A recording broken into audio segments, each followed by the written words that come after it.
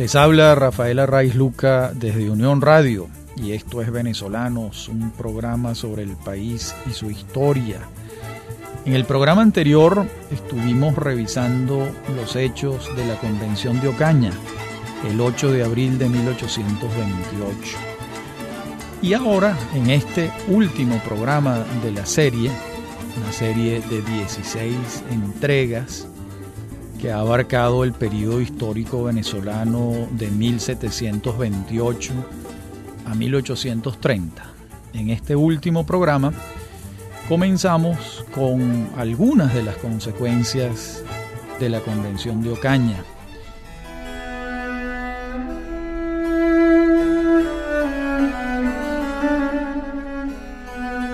La más importante va a ser que el 27 de agosto de 1828, Bolívar sustituye la Constitución de Cúcuta, que es de 1821, por un decreto orgánico firmado por sí mismo. Ese decreto consagra la dictadura bolivariana.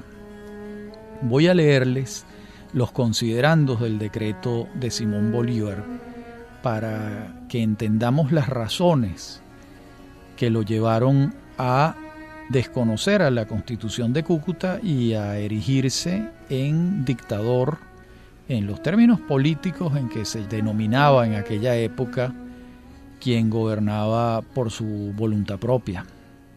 Dice Bolívar: considerando que desde principios del año de 1826 se manifestó un deseo vivo de ver reformadas las instituciones políticas, el cual se hizo general y se mostró con igual eficacia en toda la República, hasta haber inducido al Congreso de 1827 a convocar la Gran Convención para el día 2 de marzo del presente año, anticipando el período indicado en el artículo 191 de la Constitución del año 1821.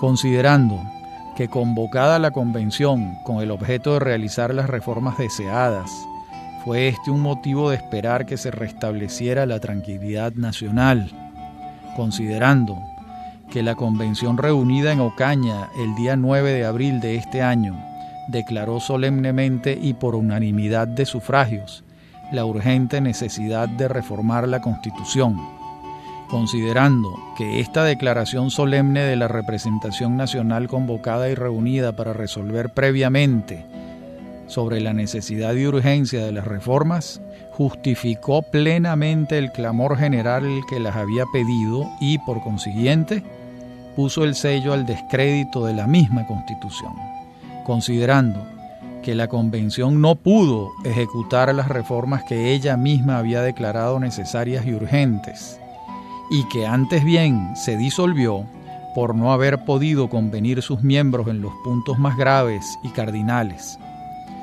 Considerando que el pueblo en esta situación, usando de los derechos esenciales que siempre se reserva para libertarse de los estragos de la anarquía y proveer del modo posible a su conservación y futura prosperidad, me ha encargado de la Suprema Magistratura para que consolide la unidad del Estado, restablezca la paz interior y haga las reformas que se consideren necesarias. Considerando que no me es lícito abandonar la patria a los riesgos inminentes que corre y que como magistrado, como ciudadano y como soldado es mi obligación servirla, considerando, en fin, que el voto nacional se ha pronunciado unánime en todas las provincias, cuyas actas han llegado ya a esta capital y que ellas componen la gran mayoría de la nación. Después de una detenida y madura deliberación, he resuelto encargarme, como desde hoy me encargo, del poder supremo de la República, que ejerceré con las denominaciones de Libertador, Presidente, que me han dado las leyes y los sufragios públicos.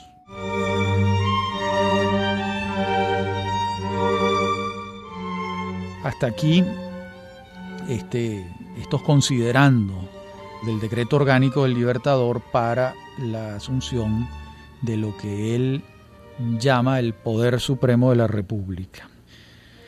Es así como Bolívar, el libertador presidente, asume el mando, con base en la imposibilidad de la Convención de Ocaña de llegar a un acuerdo modificatorio de la Constitución. En otras palabras, la derrota sufrida en la Convención, Bolívar la convierte en la razón de la asunción de poderes dictatoriales y la centralización absoluta del poder en su persona. Por supuesto, sus opositores, que no eran pocos ni indefensos, reaccionaron rápido y en menos de un mes vimos las consecuencias. Un atentado contra la vida del Libertador. Este va a ocurrir el 25 de septiembre de 1828. ¿Quiénes son? Unos conjurados toman la decisión de asesinar a Bolívar. ¿Quiénes estaban entre ellos de manera comprobada? Pedro Carujo, Ramón Guerra, Luis Vargas Tejada, Florentino González, Rudecindo Silva, Agustín Orment, Wenceslao Zulaybar, José Ignacio López y Pedro Azuero. Todos los que he mencionado se les comprobó su participación. Fueron los que ejecutaron la acción en la noche del 25 de septiembre en el Palacio de San Carlos, en la ciudad de Bogotá. La acción fue de la siguiente manera. Este grupo irrumpe en el Palacio de San Carlos y se topan con el edecán del Libertador, Andrés Ibarra, quien iba en camino hacia la alcoba, hacia el cuarto de Bolívar.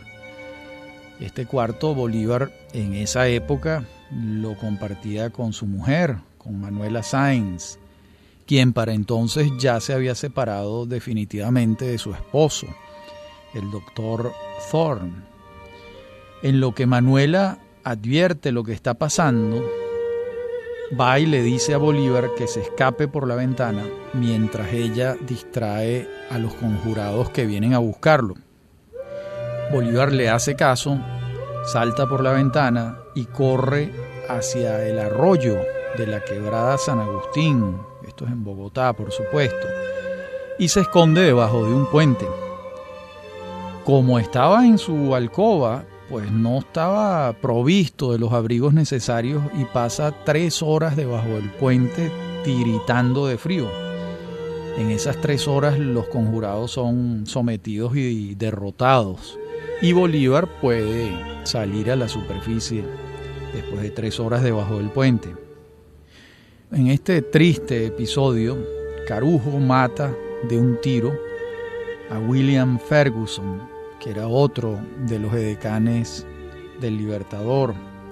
Ferguson, en lo que ve la situación, viene en auxilio de su jefe y Carujo le dispara. Quien controla finalmente la situación va a ser el general Rafael Urdaneta y hace prisioneros a todos los participantes. Los consigue, los apresa.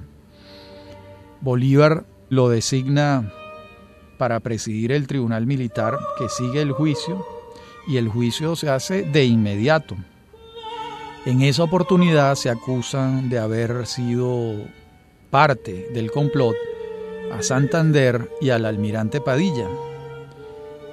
El 7 de noviembre de 1828 se expide la sentencia condenatoria y son ejecutados, pasados por las armas, casi todos, excepto 3, Carujo, Santander y algunos otros.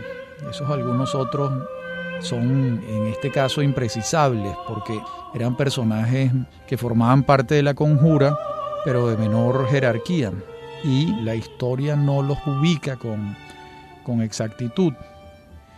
Entre los sentenciados vamos a tener nada menos que al almirante Padilla, es decir, el héroe de la batalla naval de Maracaibo. Santander no es ejecutado, sino que es enviado al exilio, y es cuando se va a Europa. Pero se va a Europa después de pasar meses preso en Cartagena. Y Carujo tampoco es ejecutado y se va al exilio en Venezuela. A ellos se les cambió la sentencia de muerte por el exilio. Bolívar, la verdad es que hay suficientes testimonios que llevan a pensar que no salía de su asombro.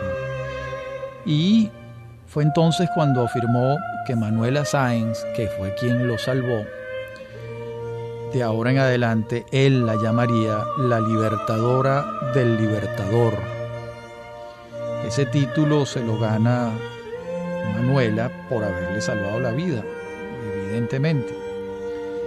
Pero el atentado hacía muy claro que la oposición a los proyectos bolivarianos era una oposición seria, tan seria que era capaz de atentar contra la vida del libertador. Esta oposición, como vimos en programas anteriores, comenzó con la proposición de la instauración de la Constitución de Bolivia de 1826 en Bogotá, y va a ser en 1826 cuando comiencen a alimentarse las filas de los opositores a Bolívar. Y bueno, aquí tenemos una de las consecuencias de esa enconada oposición al libertador, que van a atentar contra su vida en aquel 25 de septiembre de 1828, cuando Simón Bolívar se salva de milagro, lanzándose por una ventana en paños menores y escondiéndose debajo del puente de San Agustín, del arroyo de San Agustín en Bogotá. Cuando digo en paños menores, quiero decir que estaba en ropa de pijama porque estaba dispuesto a dormir con su mujer, con Manuela Sáenz, y fue en ese instante cuando irrumpieron los conjurados a dar cuenta de su vida. En la próxima parte del programa continuaremos con estos hechos de 1828 y 1829 y 1830, año en que Bolívar se despide de este mundo. Ya regresamos.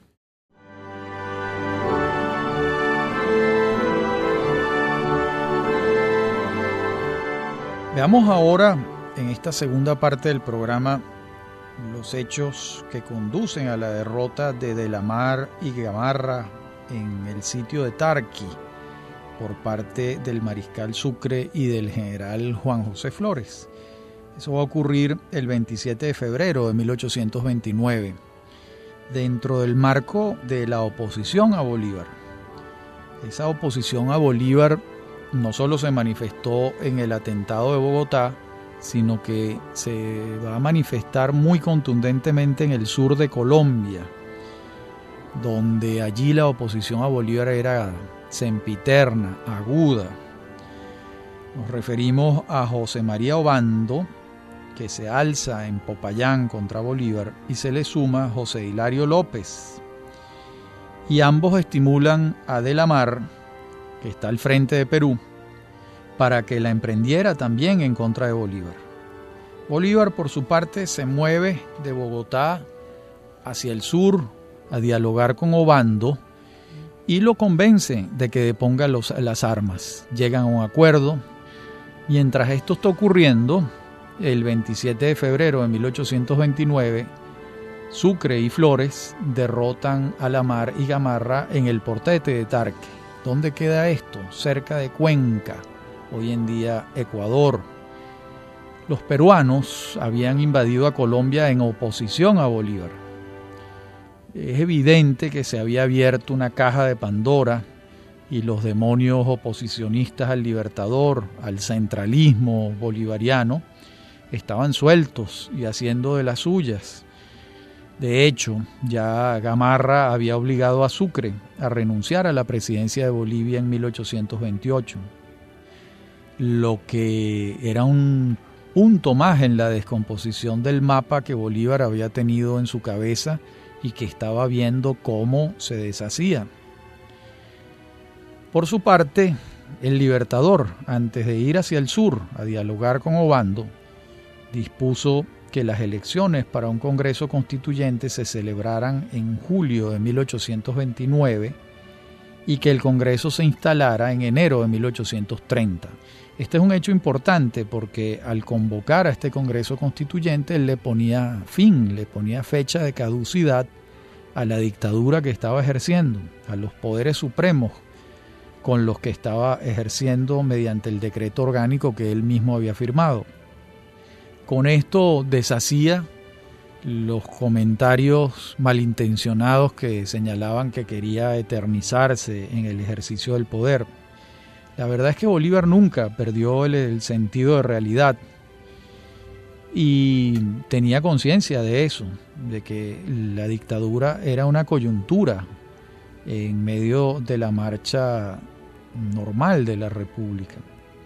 Pero la dictadura, la verdad es que lejos de poner orden y ponerle freno a la anarquía que, según Bolívar, lo condujo a tomar esa decisión, pues lo que venía pasando era todo lo contrario. Cada vez más rebeliones y manifestaciones de oposición a Bolívar y a su proyecto. Eso es lo que va a hacer el general Córdoba, el general antioqueño Córdoba, quien va también a alzarse. Pero antes de relatarles esto, fíjense este episodio tan curioso que va a ocurrir en Bogotá, y es el siguiente. Cuando Bolívar regresa en abril de 1829 a Bogotá, se encuentra que sus seguidores le proponen que se erija en rey. Incluso su Consejo de Ministros ya había hablado con representantes de Francia y el Reino Unido. La idea que tenían en mente Urdaneta y los otros era que Bolívar fuese un rey al que al momento de morir lo sucediese un príncipe europeo. ¿Por qué esta proposición llegó a caminar tanto como para que sus ministros incluso tantearan a las autoridades diplomáticas de estos reinos europeos?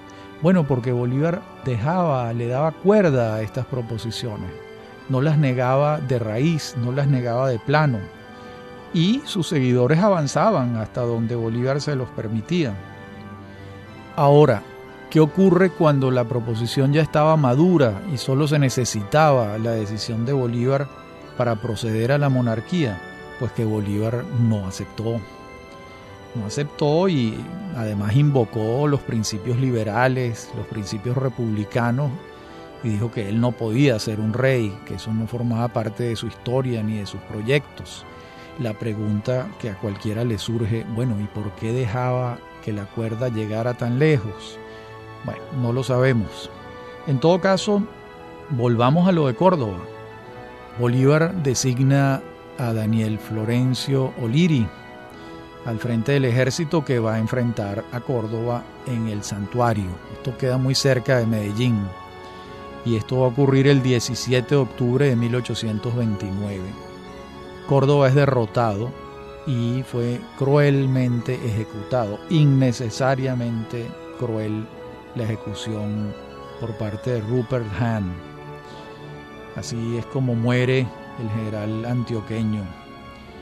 Y las noticias corren como pólvora por toda Colombia y llegan junto con la noticia de que Bolívar comienza a presentar síntomas preocupantes en su salud.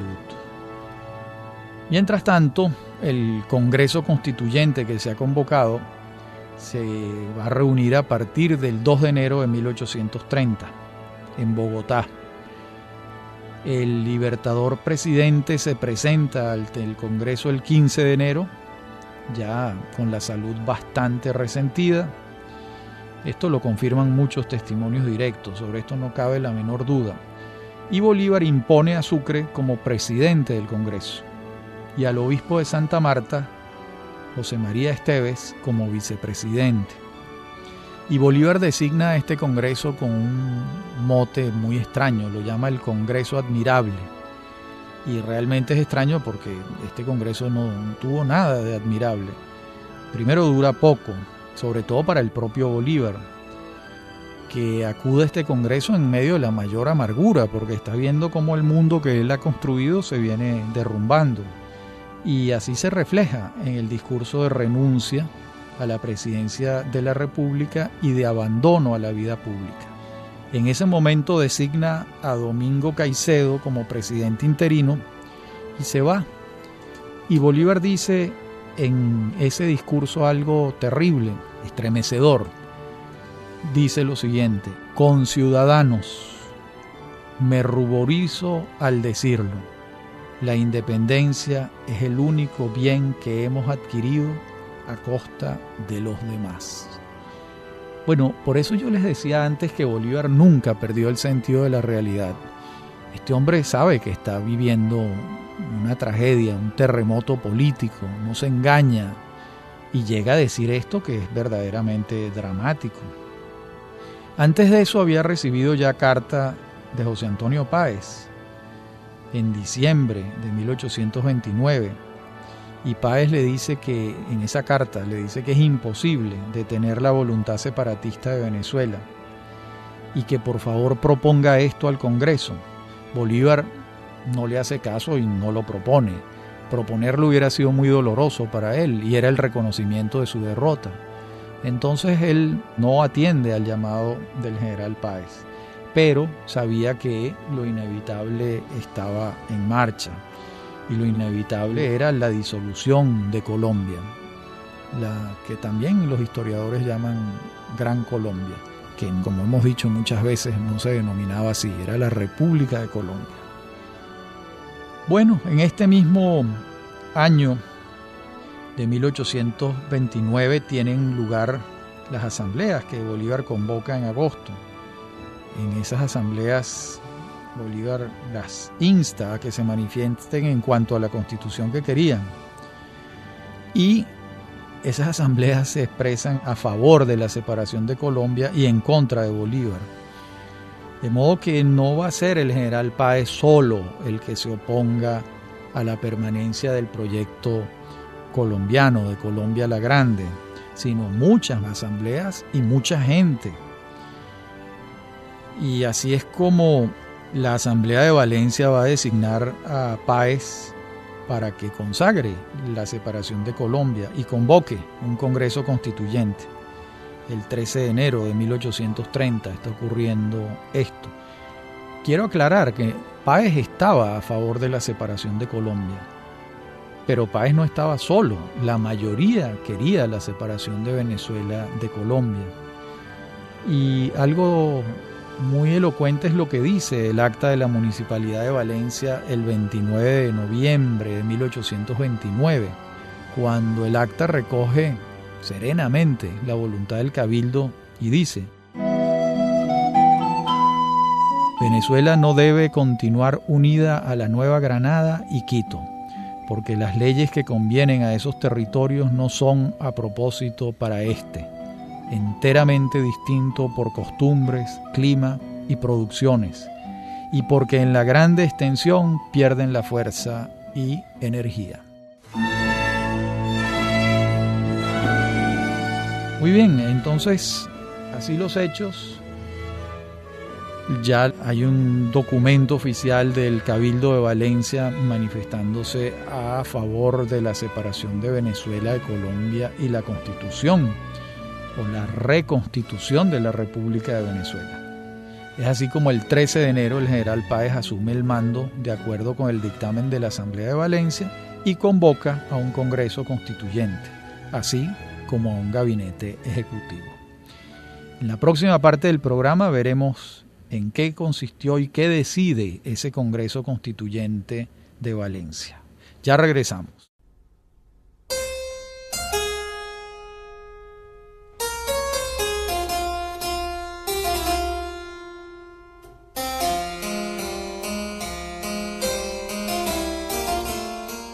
El Congreso Constituyente se instala en la Casa de la Estrella, en Valencia, el 6 de mayo de 1830, y de inmediato inicia deliberaciones. El 13 de mayo, el departamento del sur de Colombia se separa y se declara Estado independiente. Me refiero a Ecuador. Y Ecuador entonces está al mando del venezolano Juan José Flores, nativo de Puerto Cabello. Estas noticias las va recibiendo Bolívar en su viaje hacia la costa colombiana, hacia donde se dirige con una derrota política y ya severamente enfermo. Se ha despedido para siempre del gran amor de su vida, Manuela Sáenz, a quien él llamaba mi adorable loca. Se despide de ella en Bogotá. Y en julio va a recibir una noticia fatal para él: el asesinato del mariscal Sucre. Veamos este episodio. El mariscal Sucre comprende que su trabajo al lado de Bolívar pasa por un momento difícil y quiere regresar a Quito con su esposa, Mariana Carcelén, la marquesa de Solanda, y con la pequeña hija de ambos. Se va de Bogotá hacia Quito sin tomar el camino de Buenaventura en la costa del Pacífico colombiano, que lo llevaría por mar a Guayaquil y de ahí subiría a Quito, sino que él prefiere irse por tierra. Y por tierra era obligatorio que pasara por Popayán y por Pasto, donde está enclavada la mayor oposición al proyecto bolivariano, y es por allí donde lo asesinan de 4 balazos, muy cerca del bosque de Berruecos. Esto va a ocurrir la mañana del 4 de junio de 1830. Iba por la espesura de ese bosque con una comitiva muy pequeña. Lo acompañaban 10 soldados. Acerca de los autores materiales del asesinato de Sucre no hay la menor duda. Fueron Apolinar Morillo, José Erazo, Juan Gregorio Sarría, Juan Cusco, Andrés Rodríguez y Juan Gregorio Rodríguez. Es decir, una combinatoria de guerrilleros, mercenarios y gente de mal vivir. Sobre los autores intelectuales sí hay una discusión álgida, pero hay varios datos esclarecedores. En 1839, 9 años después, se hace preso a Erazo por motivos diferentes al asesinato de Sucre.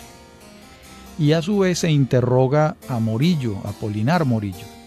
Y este confiesa que actuaban por instrucciones del general José María Obando, que como sabemos formaba parte del grupo de enemigos políticos del Libertador.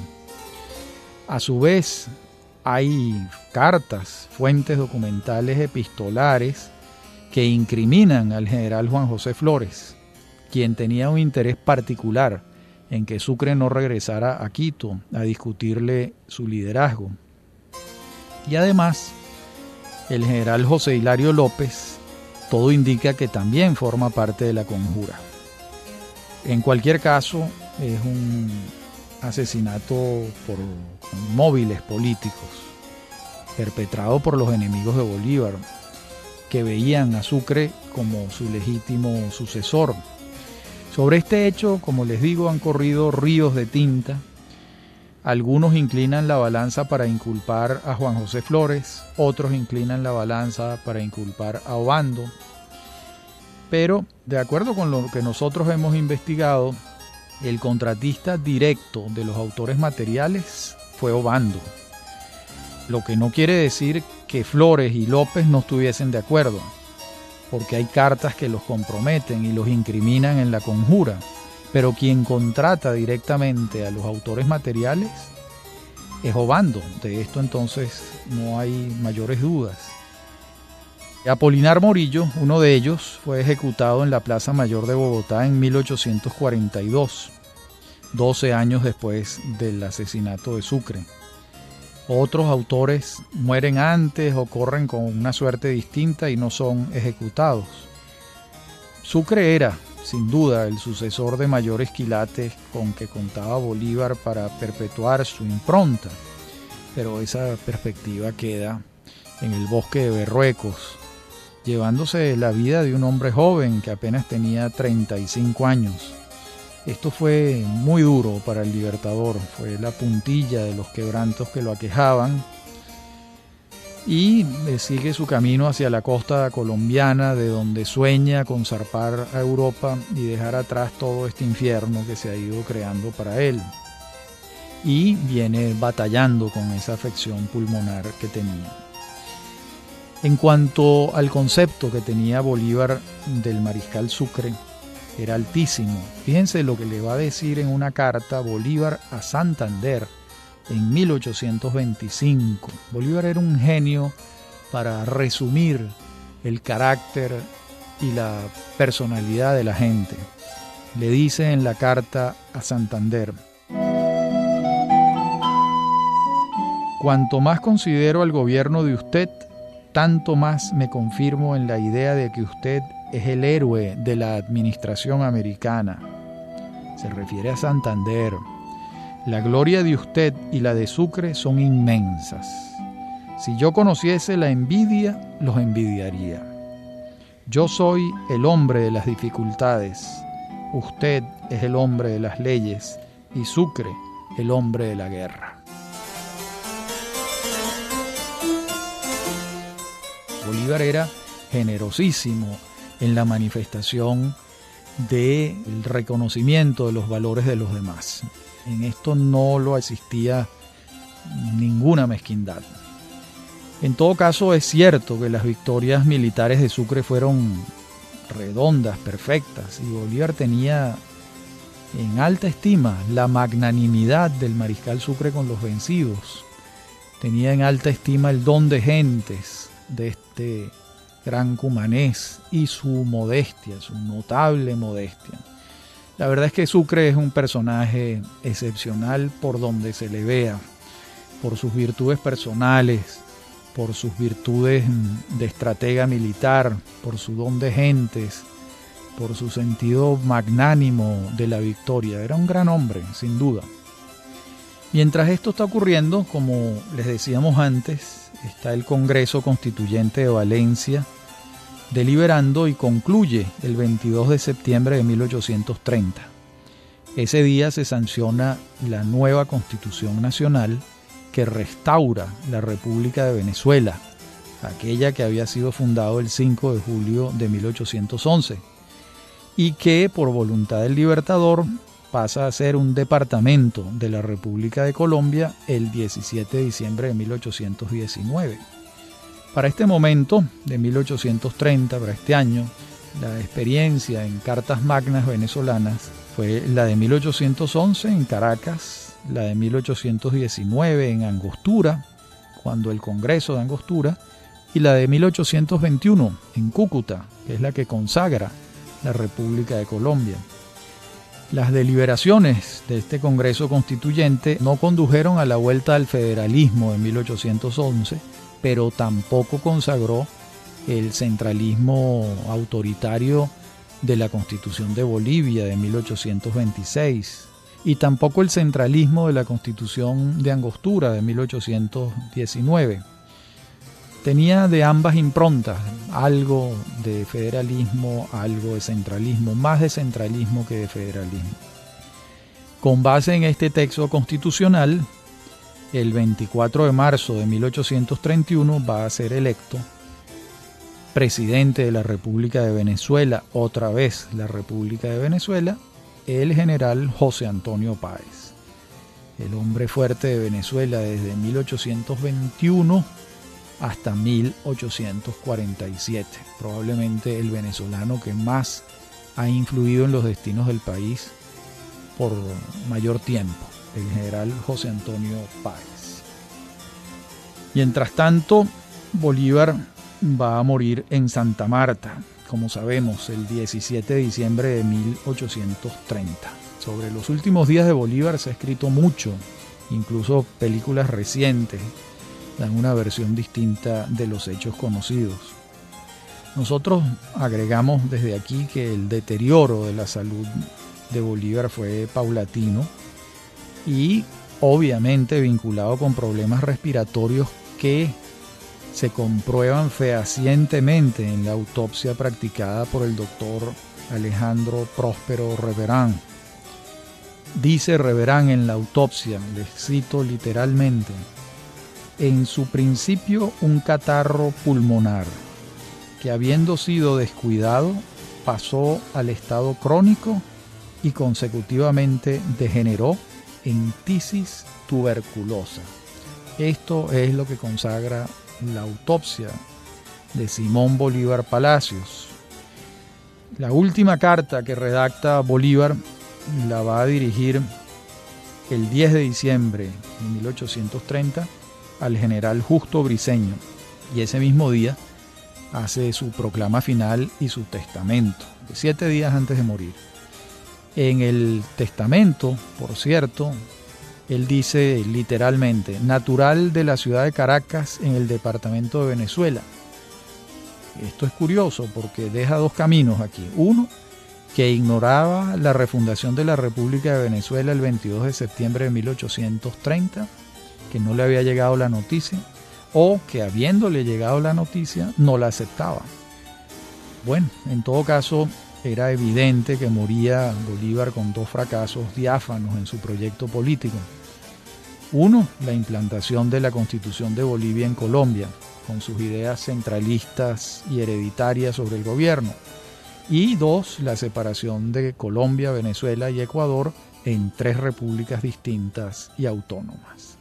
En la última parte del programa vamos a ver los últimos momentos del Libertador y lo que él le refiere en carta a Juan José Flores. Ya regresamos.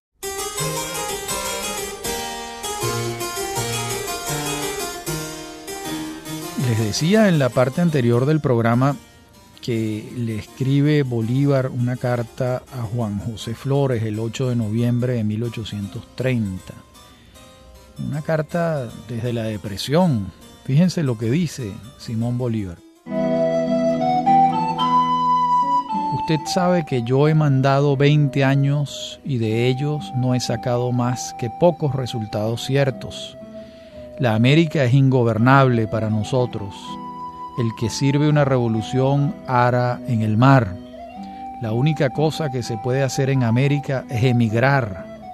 Este país caerá infaliblemente en manos de la multitud desenfrenada para después pasar a tiranuelos casi imperceptibles de todos colores y razas. Devorados por todos los crímenes y extinguidos por la ferocidad, los europeos no se dignarán conquistarnos. Si fuera posible que una parte del mundo volviera al caos primitivo, este sería el último periodo de la América. Evidentemente, quien habla es un hombre abatido y no advertía con claridad lo que él mismo había logrado. Entonces se manifiesta una vez más su aversión a la anarquía, que llevaba a Bolívar a no interpretar con claridad la manifestación de las ideas divergentes y el sentido de la confrontación abierta de las ideas. Recordemos que Bolívar estaba convencido de la necesidad de un gobierno fuerte, central, y veía en cualquier expresión disidente a su proyecto el germen de la disolución. Él veía en la existencia de partidos la negación de la unión y veía en cualquier negativa a seguir sus designios como una expresión de traición. Entonces, bueno, con una visión así, la realidad se hace muy terca, la realidad se hace muy adversa y eso deprime mucho al Libertador, donde llega a escribir una carta como esta, cuyo párrafo les leí, donde él ya todo lo ve negro, no advierte la grandeza de sus logros, que no fueron pocos. Pero hemos dicho varias veces, ¿no?, que Bolívar mantiene a lo largo de toda su vida un espacio lúcido de interpretación de la realidad, incluso en los casos en que lo conducen a errores. Fíjense que eso se desprende muy claramente de una de sus últimas cartas, dirigida al general Rafael Urdaneta, que fue un hombre de una permanente fidelidad hacia Bolívar. Esa carta se la envía el Libertador desde Barranquilla a Urdaneta el 16 de noviembre de 1830. En ella afirma lo siguiente: voy a escribir de nuevo sobre esto, rogándole a usted, de paso, que tampoco desoiga mis avisos en esta parte y que mejor es una buena composición que 1000 pleitos ganados. 2 puntos. Yo lo he visto palpablemente, como dicen, el no habernos compuesto con Santander nos ha perdido a todos.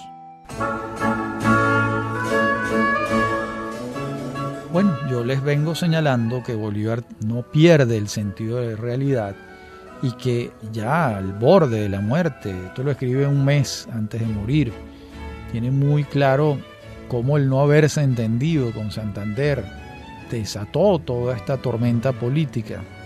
Y el entendimiento con Santander pasaba porque Santander no aceptaba la Constitución de Bolivia, donde se consagraba la presidencia vitalicia y hereditaria. Pero Bolívar tiene conciencia de esto y lo dice, y se lo dice a Urdaneta en una de sus últimas cartas. Muy bien, aquí tenemos 2 procesos en paralelo que llegan a su fin. Uno es la enfermedad de Bolívar, que lo lleva a la muerte, la tuberculosis. Y el otro es la enfermedad de Colombia, que la lleva a su disolución. La enfermedad de Bolívar no sabemos cuánto tiempo se incubó, pero los primeros síntomas se presentan meses antes de su fallecimiento. Y la enfermedad de Colombia quizás estaba decretada desde la misma creación de la República, cuando no se hizo con un esquema federal, sino con un esquema central. Y era muy difícil que los venezolanos aceptaran a pie juntillas las órdenes desde Bogotá sin ninguna autonomía. Esos esquemas centralistas en los proyectos integracionistas suelen conducir al fracaso. Bueno, hasta aquí esta serie que nos ha ocupado 16 programas y que hemos revisado la historia de nuestro queridísimo país entre 1728 y 1830. Hemos pasado revista a muchos hechos, los hemos enunciado y en otros casos les hemos hincado el diente, hemos revisado aspectos esenciales, cuando los hechos suponen acontecimientos con consecuencias importantes. Concluye entonces esta serie. A partir del próximo programa estaremos iniciando otra serie y como siempre ha sido un placer muy grande hablar para ustedes en este programa y a lo largo de los 16 programas que constituyen la serie que hoy finaliza.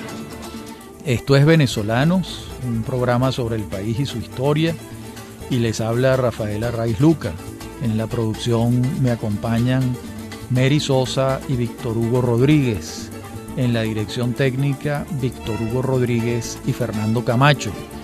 Me consiguen a través de mi correo electrónico rafaelarraiz@hotmail.com, a través de Facebook y en Twitter @rafaelarraiz. Y también los invito a escuchar los programas que están colgados en la página unionradiocultural.com. Allí pueden escucharlos cuando quieran y desde cualquier lugar del planeta. Como siempre, ha sido un gusto discurrir y hablar para ustedes. Hasta nuestro próximo encuentro.